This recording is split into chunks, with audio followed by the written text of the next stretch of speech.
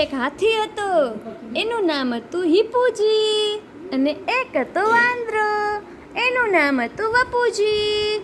તો હાથી એમ ગીત ગાય, મને વાલું વાલું લાગે રે વપુજીનું નામ. અને હાથી એમ ગીત ગાય, વાંદરો એમ ગીત ગાય, મને વાલું વાલું લાગે રે હિપુજીનું નામ. પછી એને વાંદરો હે ને કેરીના ઝાડ ઉપર ચડીને ઝાજી બધી કેરી લઈને હાથીને આપે ને હાથી કેરી ખાય. અને પછી હાથી એક તળાવમાં છે ને સૂનમાં પાણી ભરીને વાંદરા ઉપર ફુવારો કરે એટલે વાંદરાને મજા આવે. એવી રીતે બે ભાઈબંધ હતા અને આખો દિવસ સાથે રમતા હોય.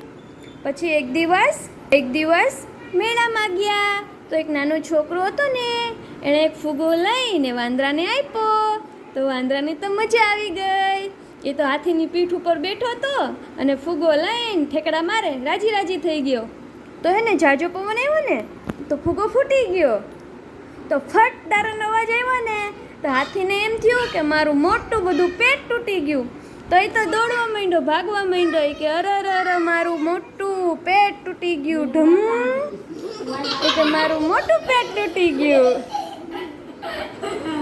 પછી એ બધે દોડવા માંડ્યો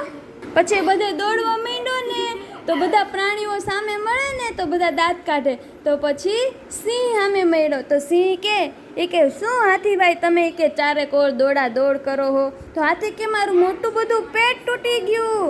તો સિંહ કે આ રહ્યું આ પેટ તો છે, કાંઈ નથી તૂટ્યું. તો હે ને વાંદરો કે હાથી કે મને ફટ તારનો અવાજ તો આવ્યો હતો. તો વાંદરો કે એ તો મારો ફુગ્ગો હતો, તારું પેટ નહોતું. તો પછી બધા દાંત કાઢવા માંડ્યા પ્રાણીઓ અને હાથીભાઈ બિચાકડા શરમાઈ ગયા.